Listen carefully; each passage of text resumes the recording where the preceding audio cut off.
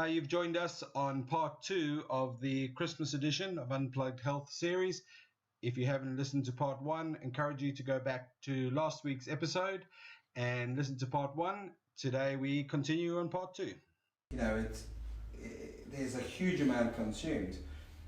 So it is always just interesting we get caught up in Christmas of that excess. One more little present and this and that and one more. All these, they always bring the nice things out. The cheese board comes out, and then all these biscuits. You get like this bowl of nuts, and then no one even eats them anyway. or there's a bowl of sweets, but we've got to get the bowl of sweets. It's crazy. In case people come, we'll get 2 tins of. But again, that can also be this emotional thing which is brought up through the generations. So I remember going around my aunts and uncles at Christmas time, and we'd have Christmas Day around my mum's usually, or my nan's or whatever, and then we'd go around my dad's side of the family and boxing.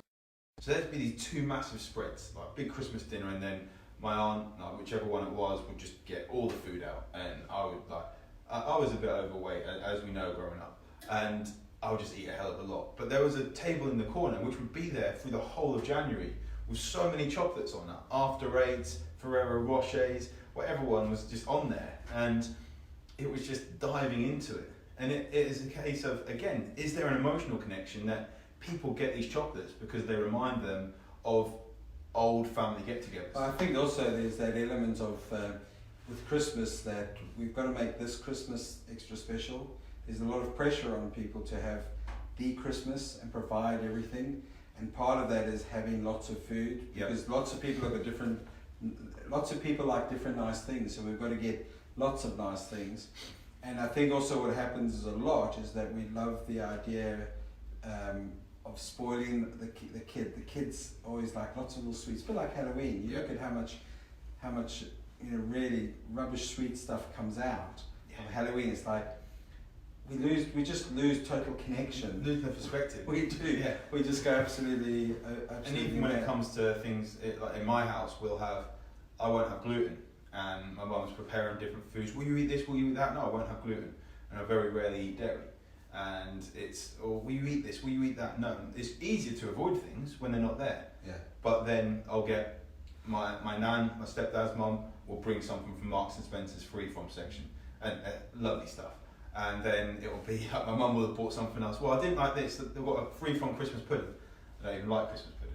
But they bought it, so you feel like they wouldn't want you to lose out, because they wouldn't want you to not have a nice Christmas. Exactly. There's this pressure. There's a lot of pressure going on. And there's pressure. What do people do? And I think it's enjoying it. But going back to the health thing with the weight, it is the one thing which is quickly going to give the most feedback. If you lose a stone or 2, it's the quickest thing people go, oh, you lost weight. And that's the initial thing, is that we feel good. We feel accepted, we've done something right, we've got praise, but it's not associated with But then who are we losing weight for? Well, but there's no big issue of losing weight if it's done properly and you're eating well and you're eating healthy food, and so you've improved your health, and as a consequence, your body's readjusted its weight. It's I think that's losing some stored excess energy, and it's done that well. But if someone kept the same weight but did other things to improve their health, they don't get the same feedback. No.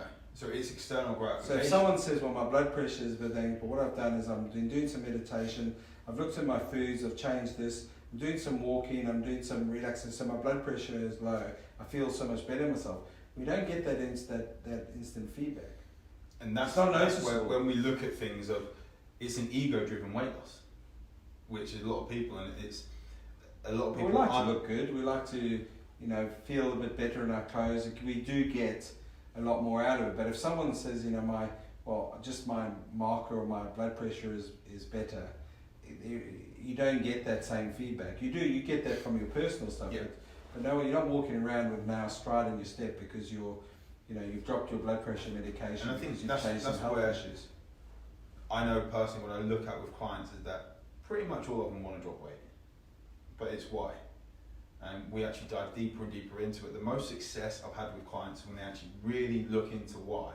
And sometimes they are losing weight for other people because it's their child they want to see grow older. great grandchild that I was over before. They want to make sure this lady I was over in Vancouver with, she wants to make sure she's there for her great grandchild, and all these different things. Why are we actually looking to drop weight?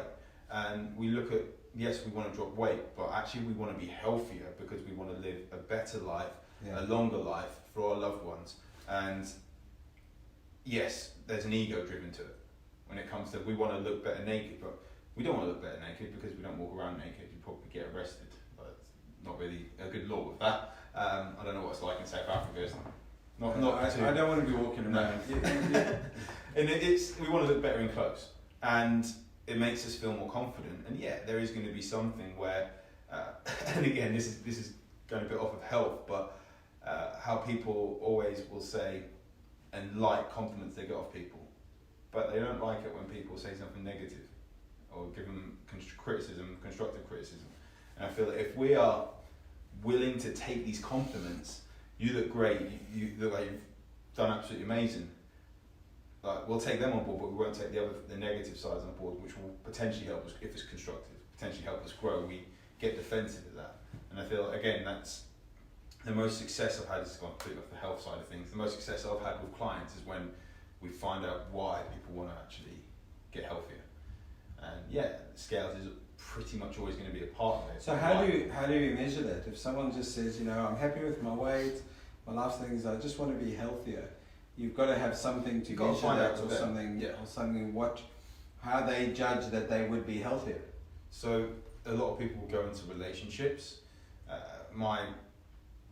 The guy I'm going over to see in America again, he was talking about with his son and how his son's getting older now and he wants to be able to move around with him. He gets tired just walking around the house or going to the day at work, and then his daughter's got some acting roles and singing and all these different things, and he's just tired of that. And we're not going to have say a binary measurement as such to say this is healthier, it's how you feel in yourself. Now, as a result, he's dropped nearly 40 pounds now since September when I was over there, which is amazing in itself. But it's these other things of getting more energy. And yes, he's working and it's a busier part of the year and he's got more focus. Because the hard thing is a lot of people tend to think like something like weight management or so must be energy in, energy out. It's a hell of a lot. Which is really bollocks at the end of the day. But that's what we've think. So a lot of people, when they go, I want to be healthier, so I'm carrying too much weight, so they immediately go, well, I could eat less and then I must move more. So they kind of either starve themselves, or they not so much over exercise, but that the metabolism and energy system gets put under stress. But they don't necessarily also look at saying, well, what's my overall health, or how am I overall running my life? So we do like this time of year vitamin D campaign. Vitamin D can play a big role in weight management, but people don't necessarily look at that. If people can absorb it as well. Yeah, or the other thing is people don't necessarily realise that, I mean, you would probably do it within the entrepreneur, but a lot of people aren't entrepreneurs, but their sleep patterns are rubbish. And people fail to realise if you look at weight management and looking to change that, you've got to look at your whole life. If you look at your blood pressure as an indicator, you've got to look at your whole life. If you look at irritable bowel as a health issue, you've got to look at your overall life. So the holistic approach to health, I think, it needs to be more the mainstream element. It's not as simple as I want to be healthier, so then I'll lose some weight. Because, like with your analogy with or mentioning the peloton, you can do all these things, but you don't change. Theoretically, you must be healthier because you've done more exercise. But actually, you could have done too much. You could have actually endangered your health, or put yourself under be unhealthy. Yeah, there's a lot of people out there who run and exercise, but they are really actually unhealthy when you assess them from a more scientific perspective. Let's say going back to like homocysteine and C-reactive proteins and all sorts. But you only get that really if you're specifically looking to assess from a more scientific perspective, how's my body functioning? Mm-hmm. So you've got the functional side of health, then you've got the symptom side of health, of how do I feel, they don't always match up, because there's a lot of people who will say, I feel fine, but actually when you delve into it, they're not sleeping well, they're overstressed, there are signs, blood pressure's up also, and I think people are very keen to have a quick fix solution of, my blood pressure's up, so I take a pressure tablet, my blood pressure is now down to normal, so I'm back to healthy. And it's like, well, actually if you stop and think and look at your whole system, you're not.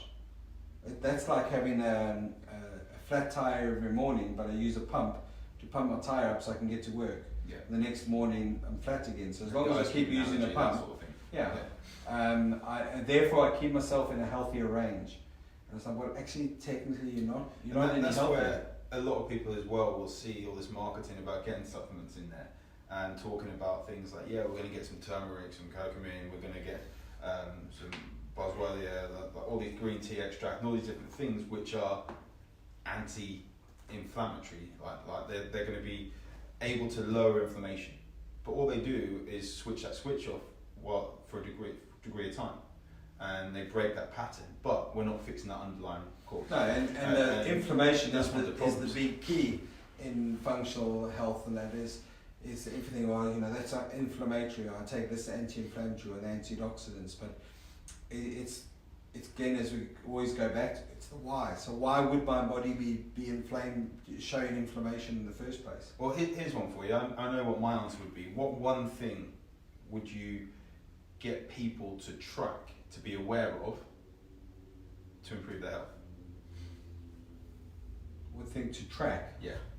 I suppose there's not really a right or wrong answer as such, but it's, if you were to get someone to say, look, let's start looking at this, and that's what we're going to start managing it and look to improve to help them with their health.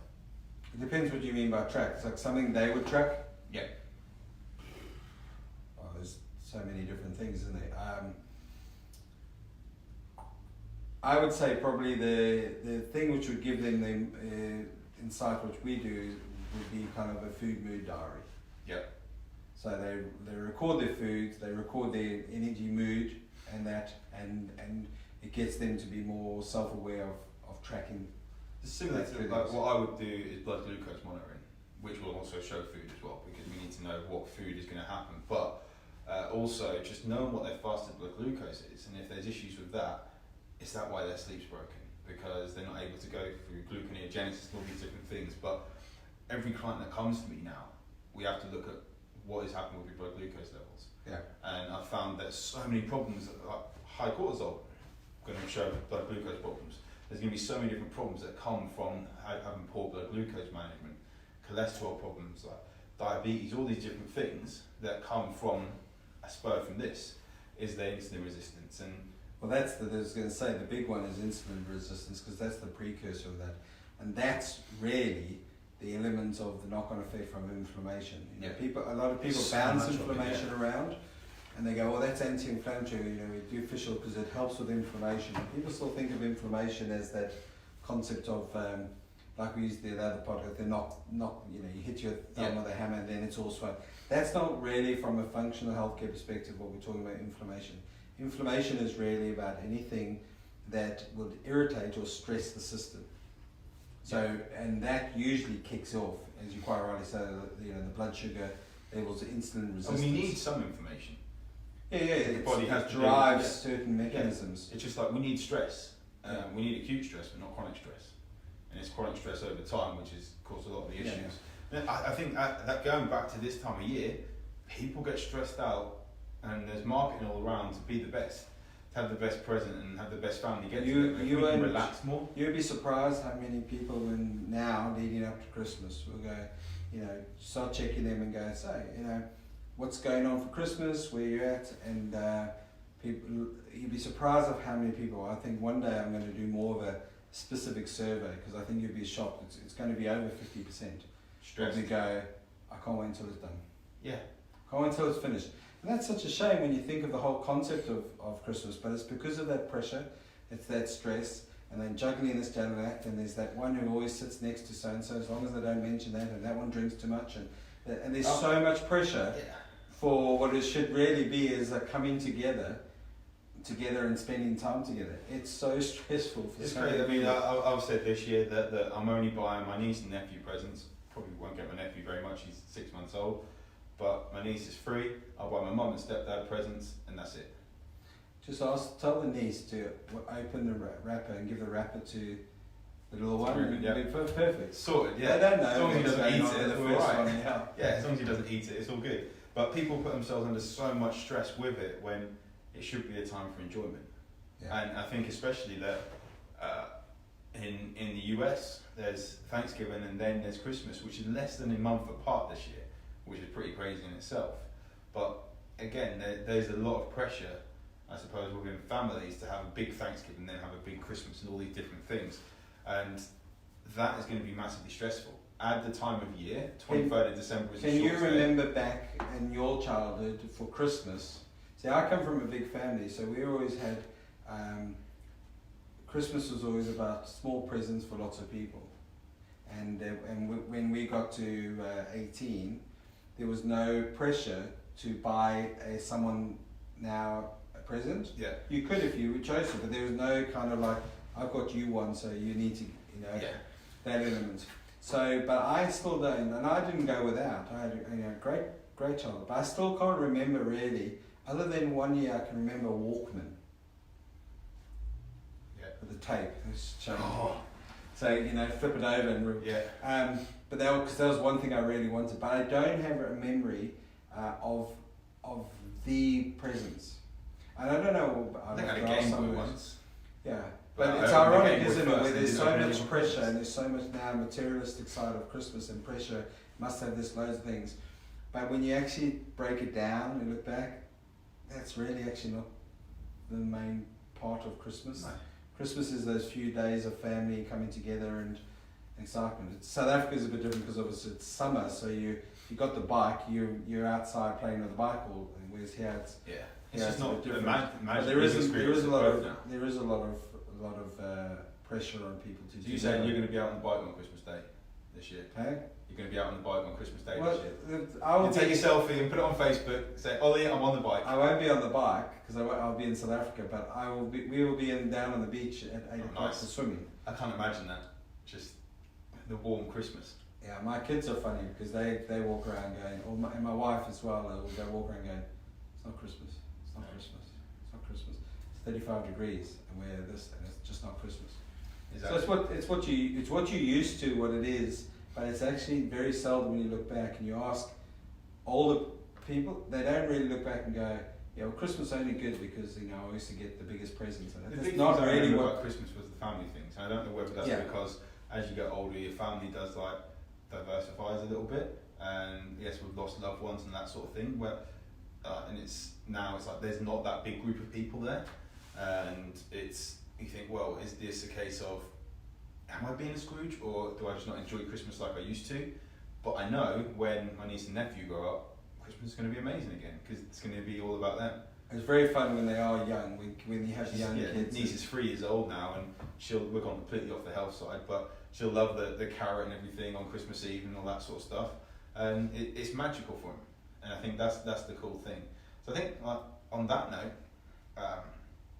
yeah, guys, it's pretty awesome. Again, this has been a whole year and a bit we've been doing the podcast now. It's been sporadic with a couple of months sometimes between episodes, but this is the last one we're going to be doing this year. It's been a bit of a longer one, but if there's any topics that you want us to look at covering next year, and again we've said about doing a live one, I think we should really Yeah, I set think the date. we certainly want to do that and do it either February do live and get a little bit of a studio audience. Yeah, it'd be good. as Yeah, they there say. won't be a Christmas tree because Roger doesn't want it up all year. I was listening to a thing on the radio today. They were asking people phoning in about, and there are people out there who keep their decks up all year. I've seen them. So, What do you think about the Celebrations Advent calendar? Because I was doing my cardio at the gym and they had this morning on, and they had 2 bounties in day 1 and 2. I heard about Now, this. I love bounties. But people, my People were sons complaining going about it. But also the people who were complaining is that some people had them, And but something. hadn't opened them. So they were like, "You've just ruined my surprise. I had a bounty yesterday. I'm just about to open mine, and now there's another bounty. You know? That's the question for you. Question of 2019 as we come to an end. What is your favourite celebration? And bounty better not be at the bottom. Better be like Mars or Snickers or something. Something with caramel in it. I like caramel. On that note, my kids are like, I'm quite happy with 2 bounties, but then if you get 2 bounties, do you think the next one, the third one's going to be a bounty? Yeah, bloody Mars bar or something. Cool. Right, thanks really much to all you guys. Thanks for your support and following through the year. On behalf of Ollie and I and our lovely Christmas tree, we wish you and your family a chilled, happy, healthy, Low stress. enjoyable Christmas. With lots of chocolate. And you know, if you do indulge for a day or so, that's not going to, your health is not going to be determined by one day of Christmas. But, could get a Peloton. But perhaps, yeah. And if you get a Peloton, don't tap your husband. You're very lucky. But I won't be getting a Peloton. I will be spending time with my family out in South Africa and resting and recharging. And look forward to catching up with you all in the new year. Have a good one, guys. Yeah. Take care. See you then.